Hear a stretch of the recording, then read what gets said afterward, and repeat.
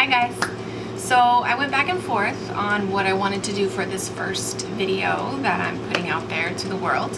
I thought, what do I do most often? What's kind of my go-to look?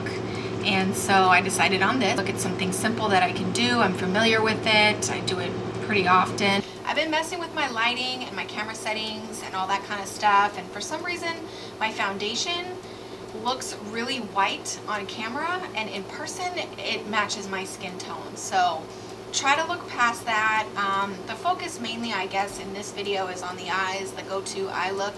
I hope you guys enjoy this video, and if you want to see how I got this look, then keep watching.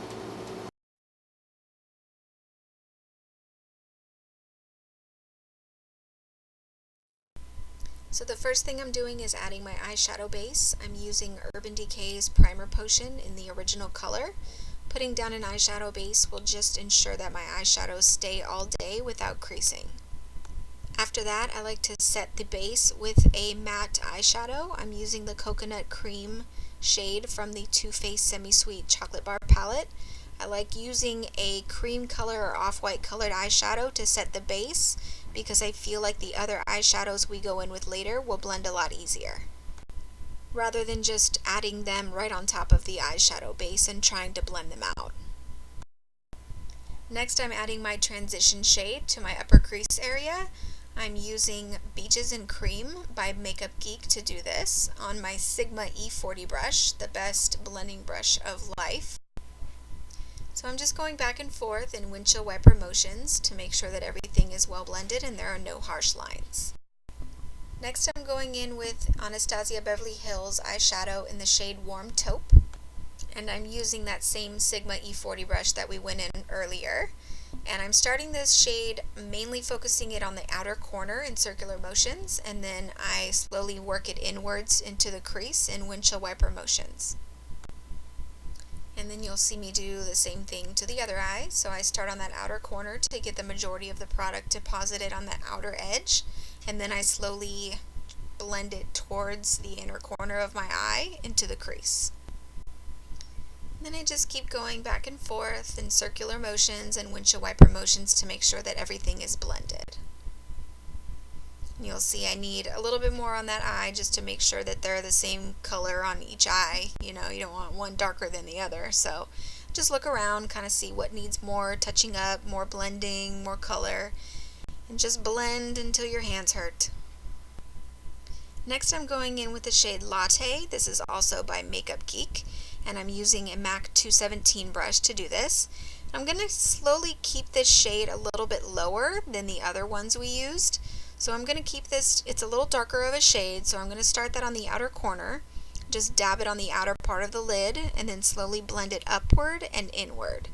So you see I'm just like dabbing the majority of the product right on the outer lid, and then blending out whatever is left around the edges.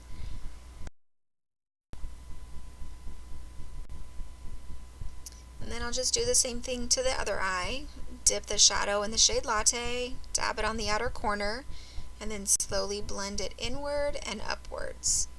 But I still want to keep the majority of this color only on the outer corner. I don't blend this color into the crease like we did with the other two shades. This one's just mainly focused on the outer corner. At this point, after that, I like to go back in with my Sigma E40 brush, the same one that we used earlier in the crease, and just blend around in circular motions and windshield wiper motions just to make sure that everything is well blended and that there is no harsh lines. The main focus is that you want to make sure that you can't tell where one shadow ends and the other begins. It's just like they fade away into each other is the key.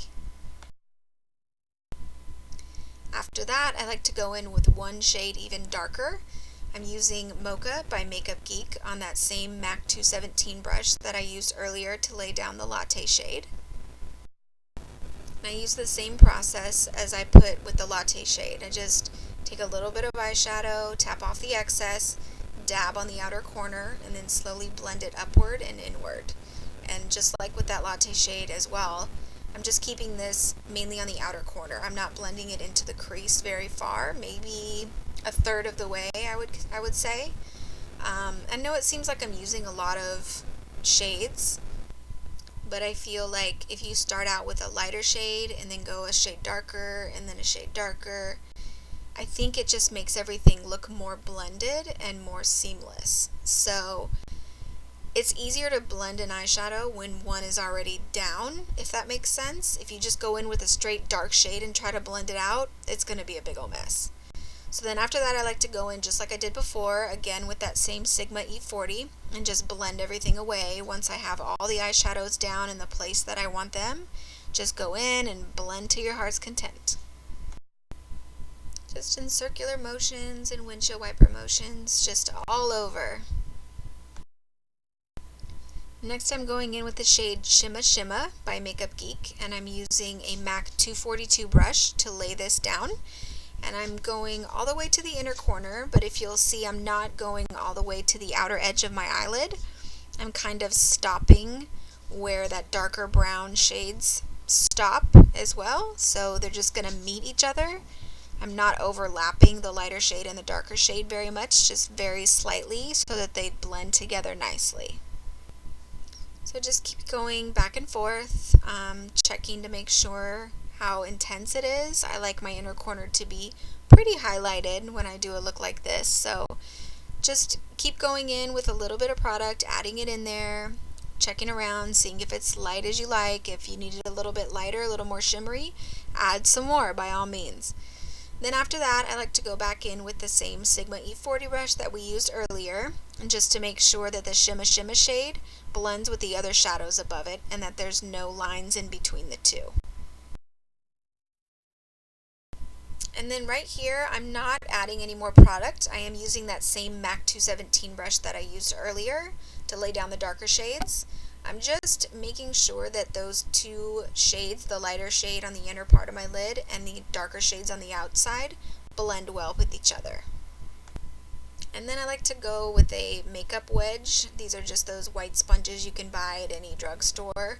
Just like to clean up the outer edge to make sure that there's no like eyeshadow coming down on my face. Next, I'm adding my eyeliner. I'm using Smolder by MAC. It's just a black eye kohl. And I know it's bad to pull your eye like this, but I feel like if I don't do this, my eyeliner just doesn't blend as well. It just goes on very choppy and looks kind of weird. So I just lightly pull it and try not to hold it there for too long a period of time. But I start on the outer edge of my eyelid and I get as close to the lash line as possible.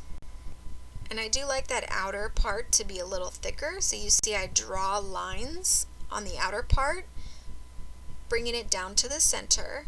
And then as I go closer to the inner corner, I just kind of dab the eyeliner instead of drawing it. That way it doesn't create such a thick line. Just dot, dot, dot all the way till you get to the inner corner. So after I'm done with my eyeliner, I like to go in with a brush to smooth everything out. I'm using a 266 brush by MAC. I start on that outer edge and just bring my way towards the center, and then I flip the brush around and go from the inner corner back towards the center. So let's just make sure everything is smooth and your eyeliner doesn't look choppy. So I got some eyeliner on my lower eye, so I like to take a Q-tip and some eye makeup remover and just kind of wipe it away like a little eraser. And then I use a Kleenex just to wipe away any excess eye makeup remover that was left over from that process. This is why I like to do my eyes first. Some people do their face first. I do my eyes first. That way I can erase any mistakes that I may have made. And then after that, I like to move on to curling my eyelashes. Everybody knows how to do this, just very basic. Careful not to pinch your eyelid, that's the only trick with that. And then I'm using the Benefit Roller Lash mascara. This was actually the first time that I used this mascara when I recorded this tutorial. But I just got the little sample size, that's why the wand looks so tiny. But I felt like this mascara wasn't volumizing enough for me. I liked it, it was definitely lengthening. It just didn't give me as much volume as I prefer. So after that I move on to the face, and we'll finish the under eyes later, but I'm using my foundation primer. I'm using the Hourglass Veil Mineral Primer. And I just like to go in and put it all over my face, everywhere where I'm going to put foundation. And then after I have it evenly spread out, I like to go in and just kind of press it into the skin, as you see here. So I just feel like when you press it into the skin, it just really clings on and makes your foundation last a lot longer. Here I'm just removing some mascara that I got on my eyelid from earlier with a Q-tip. If you wait till it dries, it comes off a lot easier than if you try to remove it when it's wet. Now I'm adding my foundation. I'm using a beauty blender, a damp beauty blender actually, and I'm applying the L'Oreal Pro Matte foundation. When I first got the beauty blender, I used it dry and I didn't understand what all the hype was about. And then I learned that you needed to use it damp. So you just run it under the faucet and squeeze out the excess in a paper towel, and it just gives you the most flawless foundation application. It's amazing. And as I mentioned in the intro, my foundation on this lighting and camera setting that I have, it didn't look right. It looks very pasty and you can almost see through it. And in person it looked like it covered pretty well. So I'm working on that. Now I'm adding my concealer. I'm using Nars Radiant Creamy concealer. And some days I have like super redness in between my eyebrows and other days I don't have it as bad. But today I did, so I added some in between my eyebrows. I'm also adding that same concealer underneath my eyes, and I like to use my finger when I do this. I've used brushes and sponges and all kinds of different tools to apply concealer, and I just feel like my finger does the best job at blending it into the skin. After I have the concealer down, I like to go back in with my beauty blender and just smooth out the edges of where the concealer and the foundation meet so you can't tell where one ends and one begins. Here I'm just setting my concealer using my Sigma F35 brush, and I'm using a combination of the banana and vanilla powders from the Anastasia contour kit. Now I'm just setting the rest of my face with my MAC Studio Fix pressed powder on my MAC 150 brush. Just like to set the rest of the foundation to make sure it doesn't move throughout the day. Now I'm going in with that darkest shade that we use on our eyes, the mocha shade from Geek, and I'm using a Sigma E15 brush to just put this very tightly on my lower lash line. I go all the way to the outer corner, but I don't go all the way to the inner corner. I kind of like to stop where my lower lashes stop growing on that lower eyelid. And then I'm going in with a pencil brush. This is the Sedona Lace 904 brush, and I have a little bit of that warm taupe shade that we used earlier on our eyes, and I'm just using this to blend out that lower lash line. You always want to make sure that lower lash line is very well blended and there's no choppiness down there. Yeah, it just looks a lot nicer. So now I'm going in with the shade Shroom. It's an eyeshadow by MAC, and I'm using a MAC 228 brush to add some highlight on the inner corner. Adding a light shimmery shade on the inner corner will just really make you look awake and will just really brighten up your eyes. Every time I see this, it cracks me up. I'm so close to the mirror that it makes me look cross-eyed. But I'm just adding some mascara to my lower lashes. I'm using MAC Extended Play Gigablack Lash Mascara. Now I'm going in for my eyebrows. I'm using the Anastasia Brow Wiz pencil, and I just use the spoolie end to comb them out and get them in the shape that I want. And I'm just gonna kind of speed through this part. I'm not gonna really go into too much depth on how I do my eyebrows. I'm probably gonna do a more in-depth eyebrow video later on down the road. But I just make a line on the bottom and then a line on the top and then kind of fill it in, and then use the spoolie end to comb everything out and make sure that everything is just blended well into the eyebrows. Next I'm adding some bronzer. I wouldn't really say I'm contouring or bronzing. I feel like I'm kind of doing a combination of the two. But I'm using the Benefit Hoola bronzer on my Nars Ita brush. And I always like to add some to my temples, like right around my hairline right there. I feel like if I don't put any bronzer there, it just makes my forehead look super white and everything just kind of looks uneven and unbalanced. So if I put bronzer under my cheekbones, I always like to add some to my forehead as well. Next I'm going in with MAC blush in the shade Peaches on a Sigma F10 brush. And I'm just putting that above the bronzer that we added earlier. And then I'm going in with a highlighter. I'm adding Becca Moonstone highlight on a Sigma F35 brush to the tops of my cheekbones and the bridge of my nose just to give myself that glow.